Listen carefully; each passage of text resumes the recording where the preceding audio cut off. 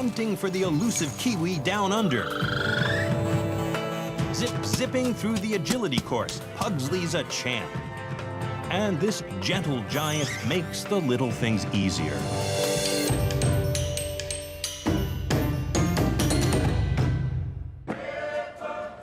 Flanking Australia in the southern hemisphere, New Zealand is like nowhere else on Earth. Rotorua on the North Island is a spectacular geothermal area. The kiwi, a flightless nocturnal bird, is New Zealand's national symbol. Unfortunately, it's threatened by non-indigenous predators. Today, only about 75,000 kiwi remain. If the present rate of decline continues, by 2006, the population will be reduced by 1/3. So there's a conservation program in place to help preserve kiwi and increase their numbers. Piri Piri is a kiwi ranger. He works with conservationist Tommy Herbert. Together, they track the threatened birds so Tommy can monitor their health and keep tabs on their numbers. Piri Piri's name comes from a Maori word. When Piri Piri was a little puppy, I could put my arm like that and he would put his paws over there and I could lift him right off the ground like this and he'd just cling. Piri Piri means to cling. Along with cats, ferrets, and stoats, dogs are the kiwi's worst predators. But not this 3-year-old Labrador Retriever. Piri Piri is highly trained, but like New Zealand's other kiwi dogs, he has to wear a muzzle the moment he steps into the kiwi's natural habitat. For Tommy, using a dog to find kiwi brings him closer to his Maori heritage. As Māori people, we are reliving a tradition of bird hunting. We are reliving this tradition as part of our lives. So culturally, I feel incredibly lucky to be able to do this thing. Long before the kiwi was endangered due to an influx of new predators, the Maori used dogs to hunt them for food. They used bone rattles to keep track of the dogs. Instead of rattles, bone rattles, we use bells, so we can locate where the dog is when he finds the bird. And normally when the dog finds a bird, he will point so the bells would stop ringing. This is Piri Piri's first spring season tracking kiwi full-time. Until last year, Tommy worked with Gemma, an exceptional kiwi dog who found about 1,000 birds over a 10-year career.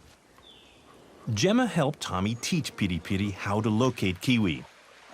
Now too old to work full-time, she occasionally tags along at her own slow pace. Kiwi work is it's a very fine type of work.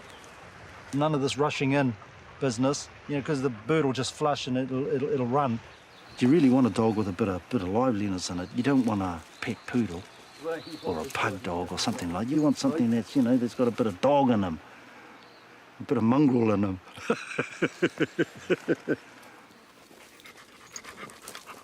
So far, their long morning search has been fruitless. But suddenly, Piri Piri catches a scent. He's off to investigate.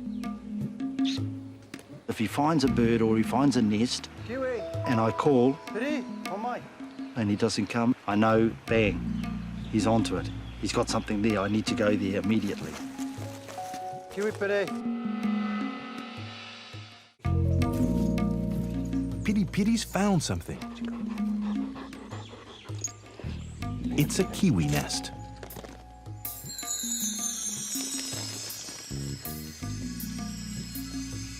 Kiwis have one of the largest egg-to-body ratios of any bird. But there's no sign of the male kiwi, who should be sitting on the egg. When he finds a new burrow, Tommy notes its location.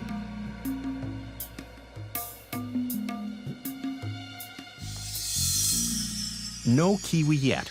Piri Piri has to stay focused and keep searching.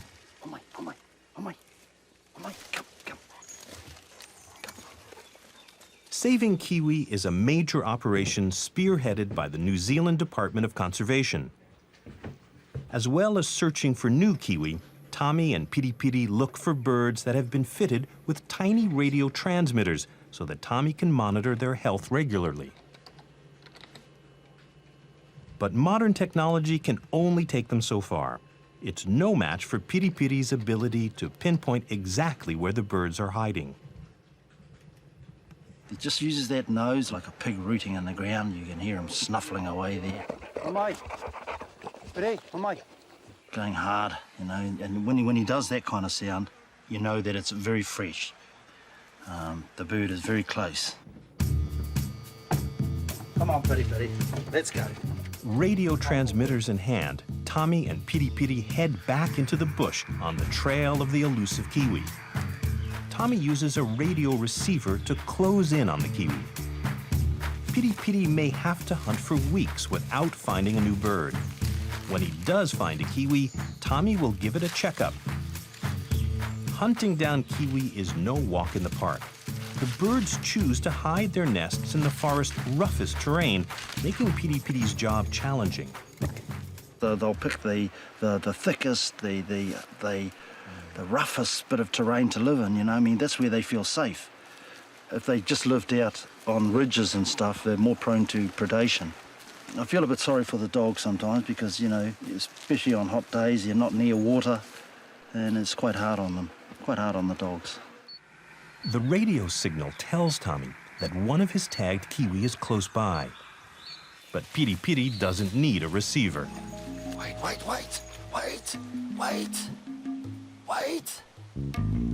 up. When he finds the bird, you'll see that he goes into this kind of slow motion type walk up to wherever the bird is or the scent, wherever the scent's coming from. And that again tells you straight away that the bird is very, very close. It's right there in front of you. Success! Piri Piri's keen nose has located a Kiwi. It's not even the one with the transmitter. It's a brand new young chick. Good boy. Come here, come here. Tommy's deft handling of the bird helps keep it calm as he fits it with a transmitter. Without doing the kind of work we're doing by putting transmitters on these birds, by following them, by learning more about the ecology, we wouldn't be where we are today with Kiwi recovery. But it's still a very slow process. Leave. Good boy, leave it. Tommy lets Piri Piri smell his find and rewards him with praise.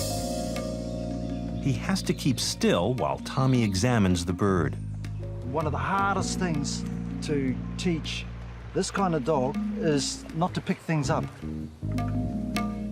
After fitting the chick with a transmitter for later study, Tommy lets it go. For Piri Piri, this is always the hardest part. After all, he's a retriever. Come on, Piri. It's very difficult for Piri Piri to understand, don't pick up, don't touch. Piri. It took a lot of training for that. And it's vital that he does not touch the bird, does not touch Kiwi. Piri. It's not easy, but Piri Piri reluctantly accepts. Piri, oh my. It's time to leave the bird alone.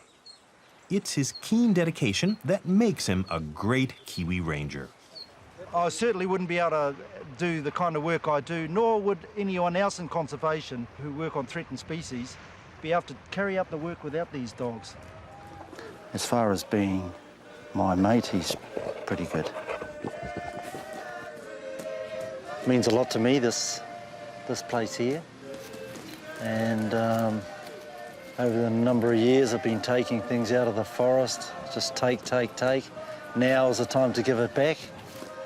Now I've come back and I'm giving it back to my place, to the mountain, through the Kiwi work. With Piri Piri's help, maybe one day the Kiwi will roam free again throughout the wilds of New Zealand.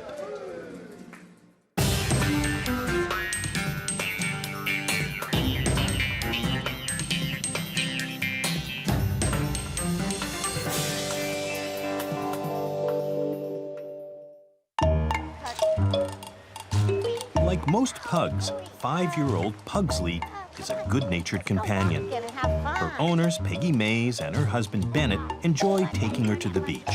When we got Pugsley and brought her home, we noticed something a little different about Pugsley. Pugsley was full of life. She was full of energy, full of vigor. Ready, Pugsley? Ready. Go, Pugsley, go! I was in for a very big surprise. Pugsley had the makings of a champ. Her specialty is dashing through a canine agility course. She's the only pug ever to earn the prestigious Mach or Masters Agility Champion title. Now she's working towards her second Mach title. Pugsley led me into agility because she was just full of life and full of energy, and I thought agility would be a great way for Pugsley to expel that energy. And I knew after our first trial in agility that not only could Pugsley do it, but Pugsley wanted to do it and compete. Pugs aren't known to be great athletes, and not many do agility. Pugsley is very rare in her breed. The energy level that she's got, it's phenomenal. The more Pugsley runs, the faster she gets. This was the first competition that she was ever in. And I remember the trial secretary saying, "It's the fastest darn pug I've ever seen." Pugsley was just honored by the AKC for being the top dog in her breed. She's competed in 80 competitions and won 125 awards. Peggy and Bennett converted their backyard into an agility course. Pugsley is a great jumper. I believe Pugsley was born to jump. She has always loved it. But an old jumping injury flared up last year. Pugsley had to have knee surgery, and now her left rear knee is held together with 2 pins.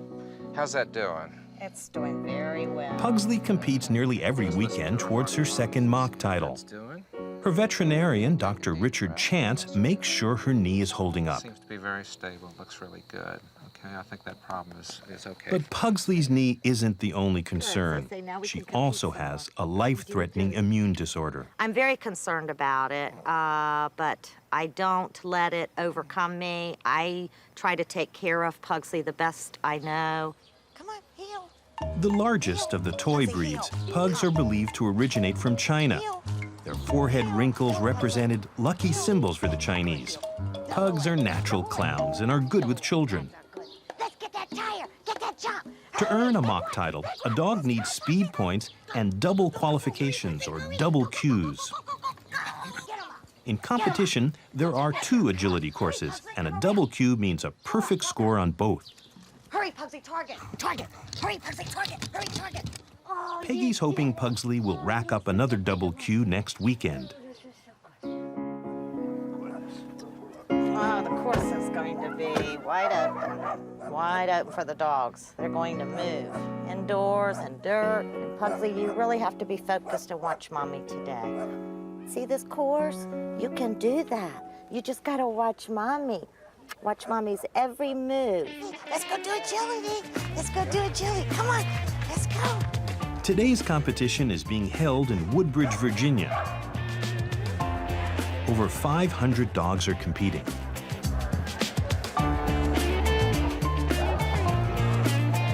Pugsley needs perfect scores on both courses to get closer to her second Mach title. Pugsley does well when it's cool weather, so she'll give this course a run for her money. Mommy just has to keep up with her. The judge explains the rules. No treats or toys in the ring. Your dog must be under control at the end of your run, verbal or physical control. Every agility course is laid out differently. The handlers only get a few minutes to familiarize themselves with the sequence so they can plan their strategy. Tired and hard. Come, Pugsley, get in that tunnel. Peggy rehearses the command she'll need to use to keep Pugsley on course. Pugsley, sit. Lie down. It's gonna be fun. My dog's got to do it down and keep those ankles down. I'm very nervous. I'm always nervous when I'm in a competition, right before I run especially.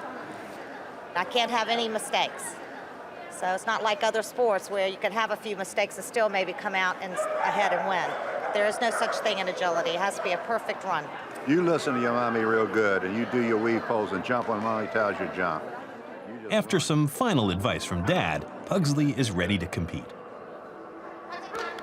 Walk up. Get this target right here. On this standard course, Pugsley has to touch every yellow contact point or she'll disqualify. Because she wants a perfect score, Peggy slows Pugsley down.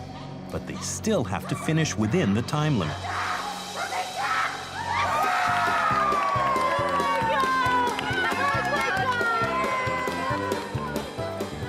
Pugsley finishes under time and with a perfect score. That earns Pugsley her first cue. I was so nervous. This is my hero. Right here. She watches Mommy so well. We got a clean room. She was boogieing. But this first cue only counts towards her second mock title if she gets a clean run on the next course as well. Most dogs only do back-to-back clean runs 10% of the time. Peggy checks out the layout of the second, more challenging course. Pugsley has to run it cleanly, in the correct order, and in less time. At faster speeds, it's much easier to make mistakes. I think we could do it if Pugsley could keep her legs up. There's 19 jumps out there she's got to overcome, so if she can keep her legs up, we're good to go. It's time for Pugsley's second run.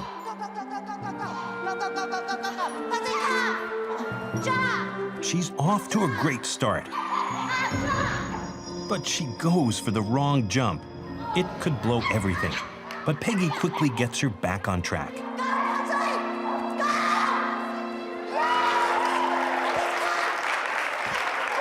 Pugsley finished 11 seconds early with another perfect score.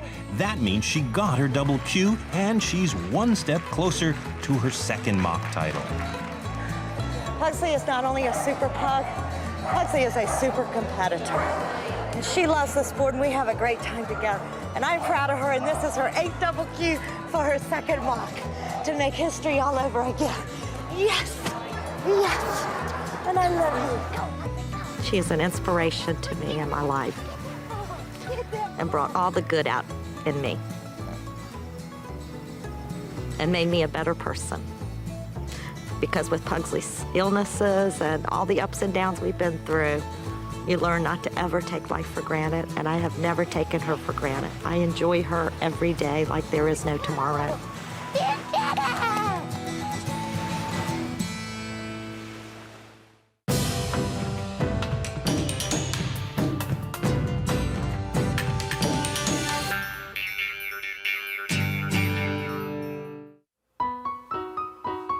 Every morning, Joshua, a 90-pound Labrador Retriever, tries to wake up 8-year-old Cory Brooks.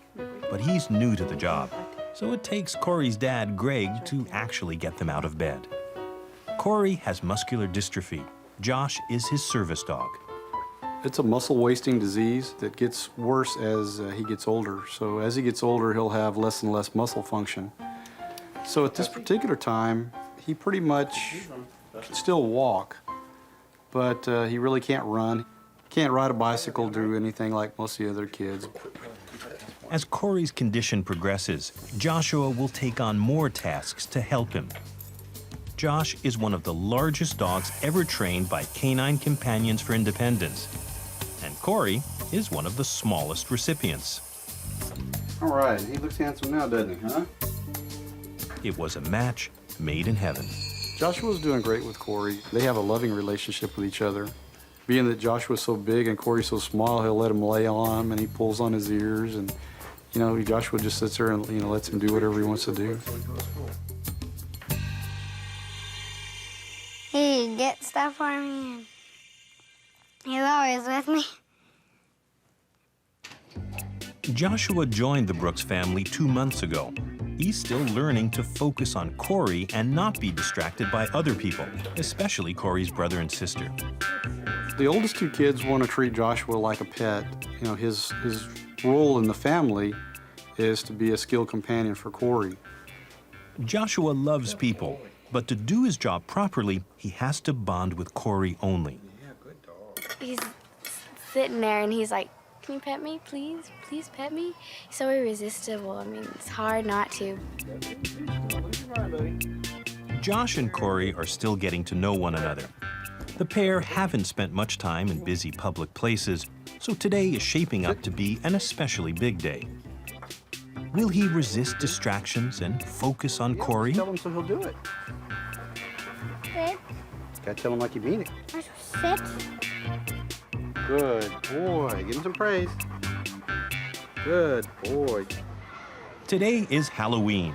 Tonight, Joshua and Cory will go trick-or-treating.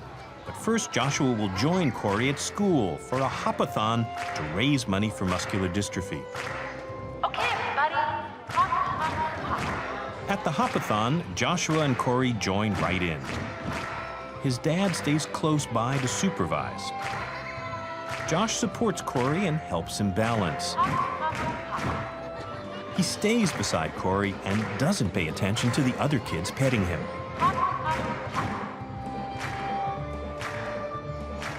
Okay, everybody.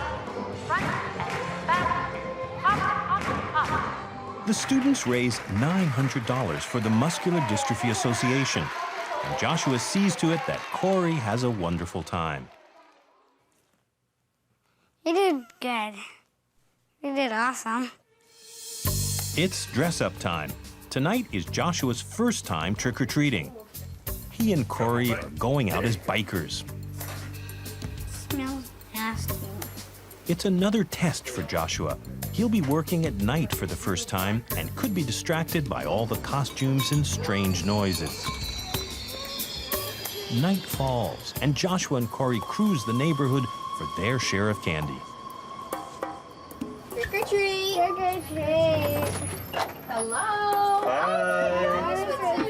And the dog has one too? Oh my.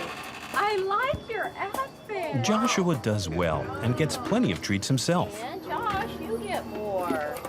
Thank you. You're Joshua's welcome. first day in public is a success. He's proven that he can give Cory the support he needs. Having Joshua as a companion has really given Cory a lot better outlook on life. He's been a lot more positive, and it's actually helped his schoolwork because he's more positive about himself.